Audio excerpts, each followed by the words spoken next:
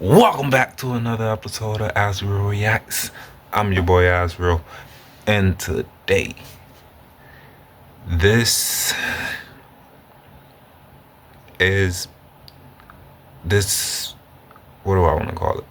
American Indians versus Native American thing is really heating up. It's really getting hot out there. Like, I got some videos for y'all.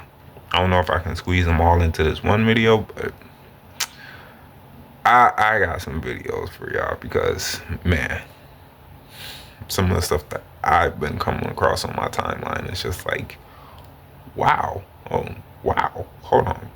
What? But yeah, y'all let me know what y'all think in the comments. And let's get into it. You've been lied to about American history. They taught you the story of Black Americans begins with slavery, but what if I told you your ancestors were already here?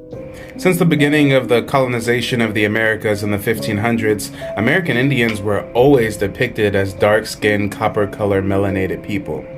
This is the emblem of America from the 1700s. To this day, Europe is littered with statues depicting the true American Indians. And guess what? They're all black.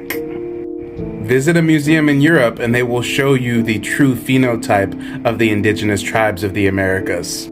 From the 1500s all the way to the 1800s, American Indians were always depicted as dark-skinned, melanated people. So you're probably wondering, well, when did the image of the American Indian change? That change didn't take place until about the 1830s, coinciding with the Trail of Tears, Indian removal, and the reclassification efforts. While there were thousands of Black Indians that walked the Trail of Tears, not all of us were forcibly removed from the southeast west of the Mississippi. Those that stayed in their ancestral homeland were reclassified as freedmen, Negro, colored, taken as prisoners of war, and forced to work as slaves on their own land. At the same time that melanated American Indians were being removed, reclassified, and displaced, that's also when the whitewashing occurred. That is when all of the images switched to these Asiatic, pale skin, straight hair, high cheekbone looking folks. Now, if you're thinking, who is this guy? I mean, why should I take his word for it? You may look at me and think I'm a Black American, but I'm an American Indian, card-carrying member of the Muskogee Creek Nation, so I wasn't just telling you a bit of American history, I was telling you the history of my tribe, of my ancestors. If you want to see over 600 documents and photos that prove our true identity, go to nativeblackancestry.com and click on the digital archive. So pretendians are people who falsely claim to be Native for their careers. Okay. So these aren't people who are privately reconnecting or seeking a private. These are people who have sometimes built their career for decades. And so, I think in October I did a piece for the San Francisco Chronicle where basically, I revealed that Sasheen Littlefeather was not. She claimed to be, White Mountain Apache and Yaqui later. And so, I was contacted by her sisters, and we'd already done her tree and everything. So we presented the evidence, which showed that her family had no ties whatsoever to the White Mountain. Okay. So let's slow it down here. So I just want to make sure I'm absolutely clear, because I know some people are going to be watching this and they're going to be like, that's just too crazy. That could not possibly be true, because that's what, when I started thinking, I'm like, this is just too insane. Okay, so there are people who are pretending to be Indians, and are they called pretendians? So the term pretendian is a term that I sort of repurposed for a specific type, which is where they're monetarily for their careers, like they're putting it on their resume, right? And so. So they're really capitalizing on it, right? Okay, so they're pretending to be Indians. Yeah, and so so it's I call a wannabe someone who's doing it privately, right? But a pretendian is someone who's doing it professionally. Okay.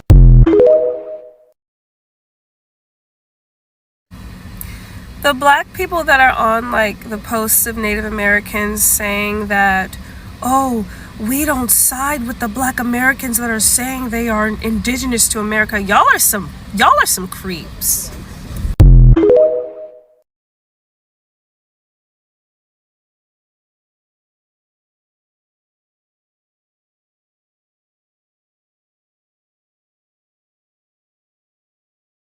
And another thing, a lot of y'all was in my comments like, oh, we still have our language and you had to learn it and everything was passed down to us from our ancestors and Oh, excuse the fuck out of me. Now, was it?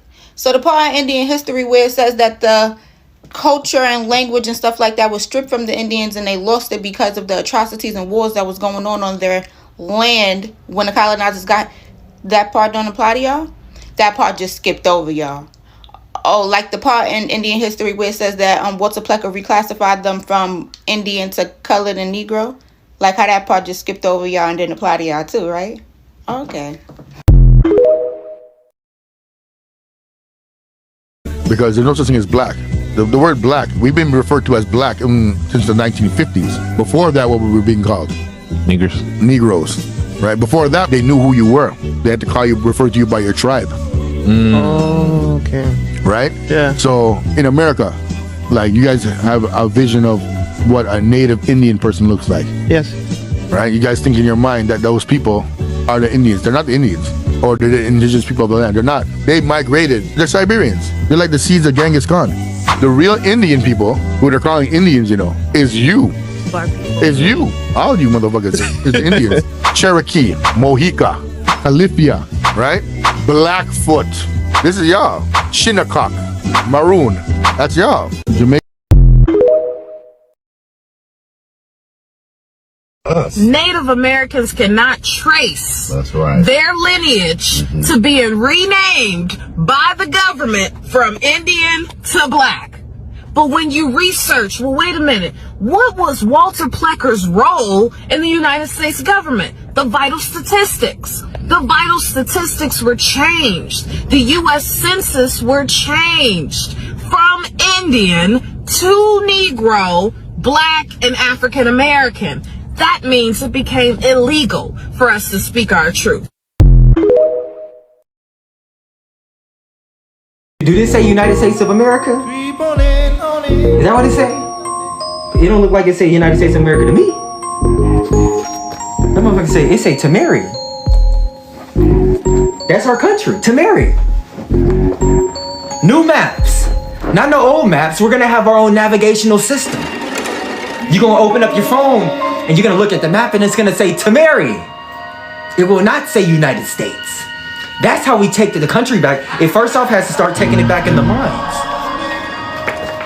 The minds and the books.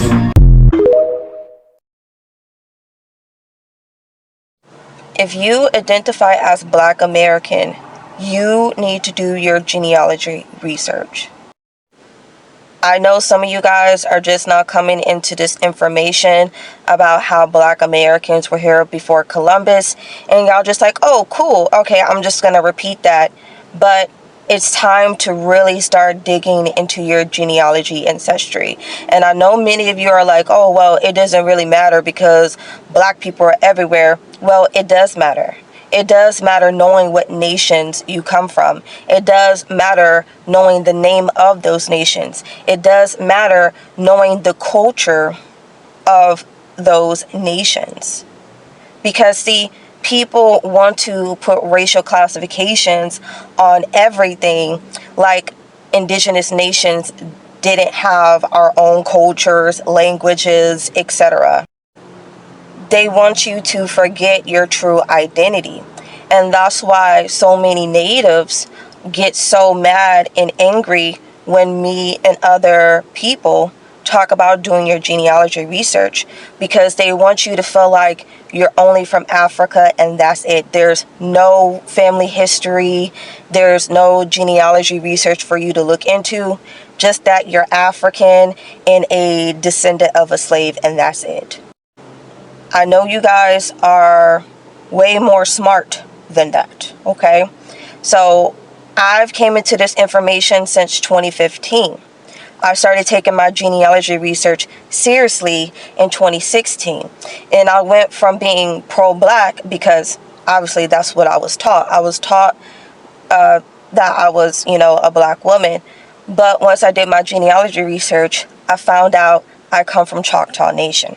And then I was also talking to my elders, and I also have Cherokee ancestry, Ishok ancestry, and I also have French ancestry as well. I'm very, very upfront about my ethnic backgrounds in the nations I come from. So just keep in mind, there are books out there that can help you be successful in your genealogy research. How I have my own book, and it's called Discovering American Genealogy, which you could get on Amazon, okay? It doesn't have to cost you an arm and a leg for you to do your genealogy research. You just need to know where to look, okay? And in my book, I give out a list of records to look into by state, okay? So all 50 states, I give at least 5 genealogical sources to look into to start or further your genealogy research. The time to do your genealogy research was 20 years ago, okay? We are living in a digital decay. These people are deleting information off the internet at the speed of a blink. So don't just allow people to be like, oh, well, just black people are everywhere and that's it. No.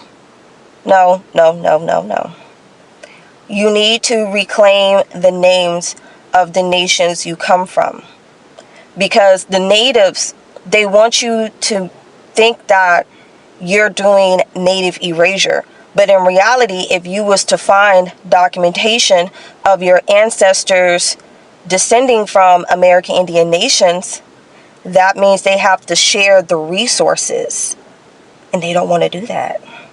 They already don't want to give freedmen's citizenship, even though it was, put into these treaties that they have to give freedmen's citizenship and just do right by freedmen's, and they still don't want to do that.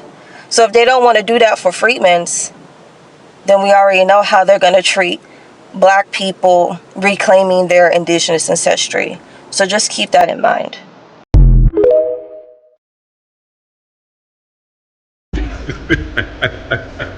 Hey y'all, so I'm just scrolling down my FYP, right? I see this little Native American girl, man. She talking about, hey, y'all know something we could do for the Pretendians because we can't find nothing to do. We need to take them to court for fraud. Girl, I wish you would come on with it. Come on with it. We ready like Pastor Troy. Hell is you talking about? Boy, y'all finna have to give us everything. Boy, she talking about we gonna take them to court.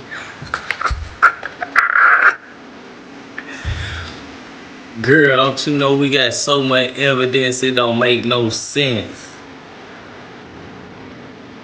I'm gonna tell you the sad part about it, bruh. You don't even know the truth. Your ancestors lied to you and lied to you and lied to you and lied to you.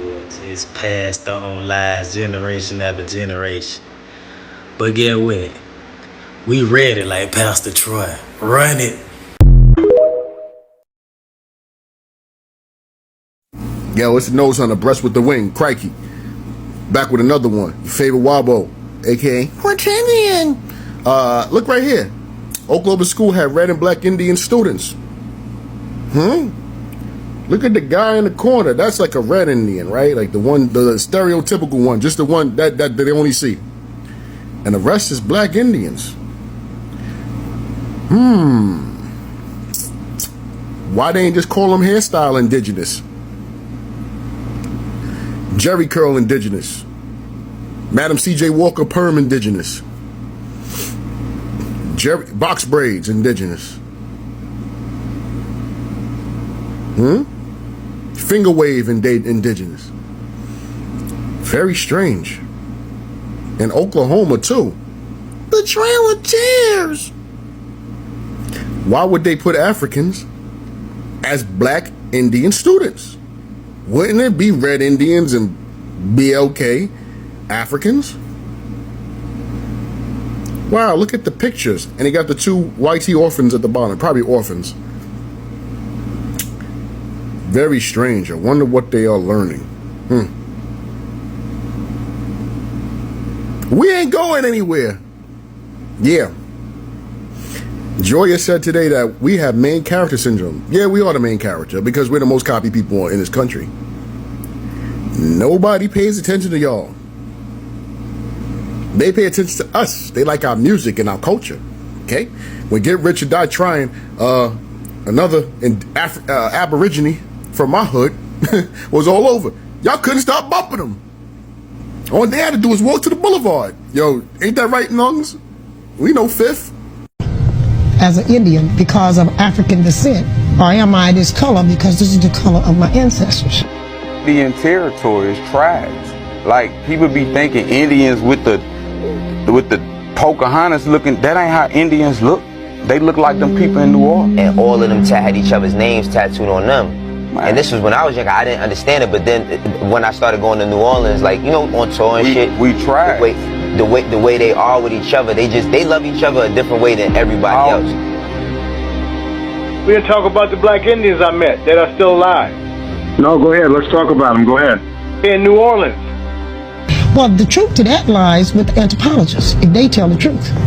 Because as they dig into the grounds, they have found people and they know they look like I look.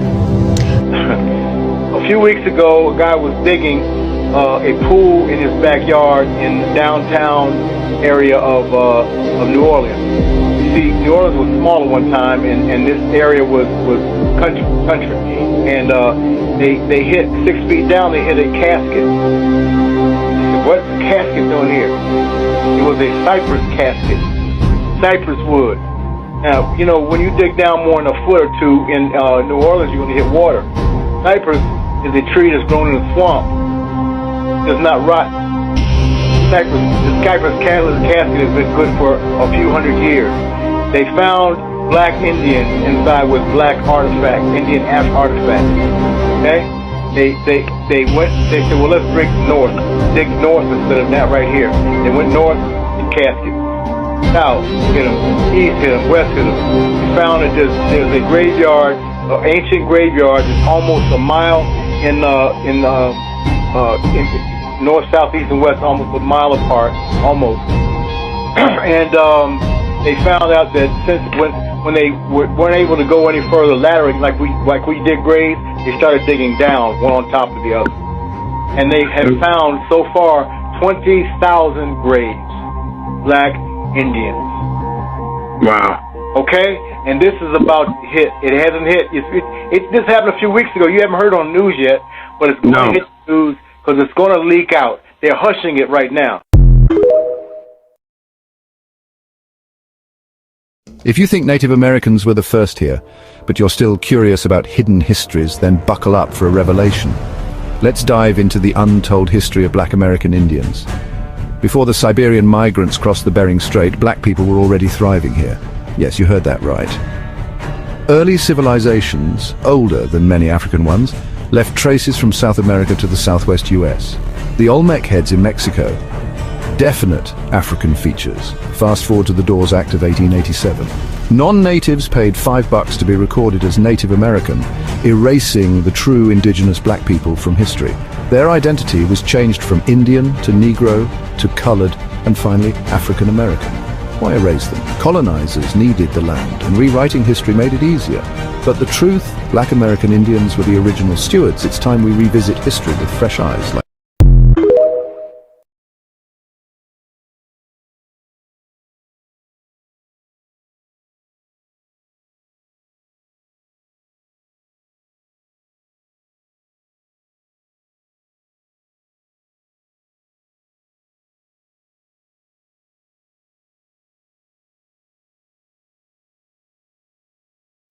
Hey chat, y'all see this?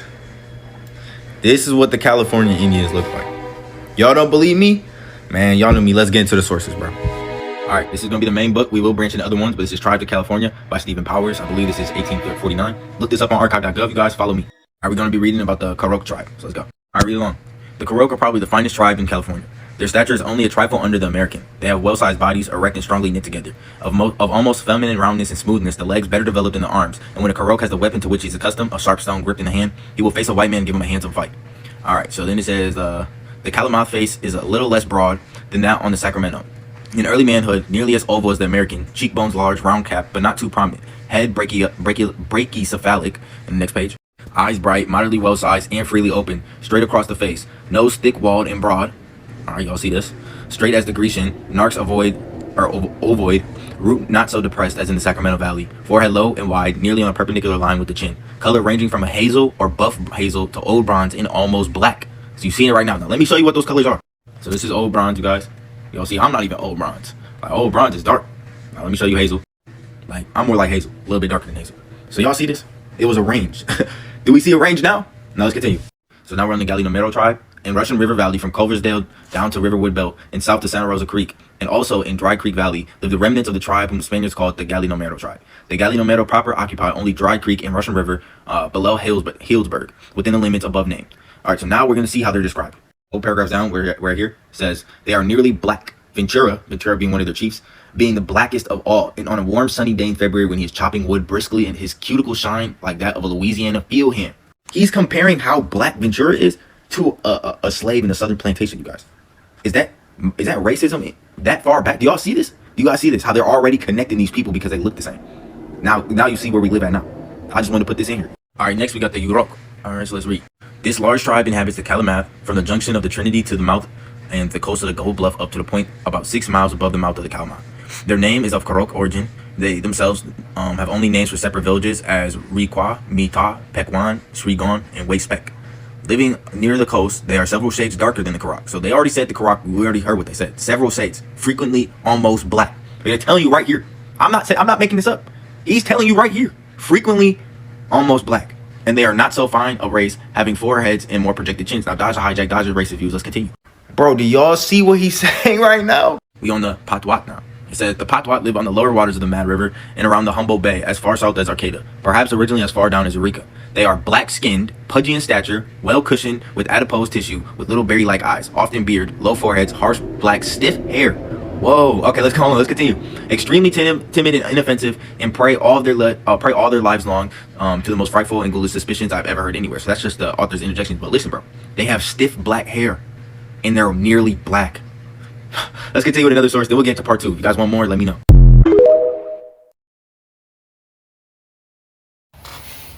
Just wow.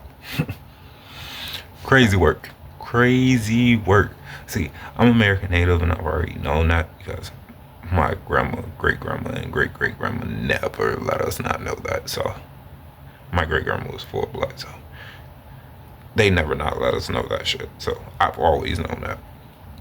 But if what was said in these videos about hiding it and suppressing it and keeping it from people and then lying and gaslighting people is true, that's nasty work. That's on a whole nother level of just nasty work. Ugh. I'm sorry, but like, man, there's really no forgiveness for that. Like, if that turns out to be true, like if this turns out to be true and the Native Americans is taking American Indians to court and they get proved that American Indians is telling the truth and the Native Americans have been lying and gaslighting us this whole time, oh, that's gonna come out to be some of the most nastiest works. Whew. Simple, like I said, I've already known. I'm half black, half Indian, so I ain't gotta worry. All I'm saying is if y'all been gaslighting people and telling them that they not what they truly are, that's nasty work. But hey, I'm your boy Azrael. This has been another episode of Azrael Reacts, and I'll catch you guys on the next one. Deuces.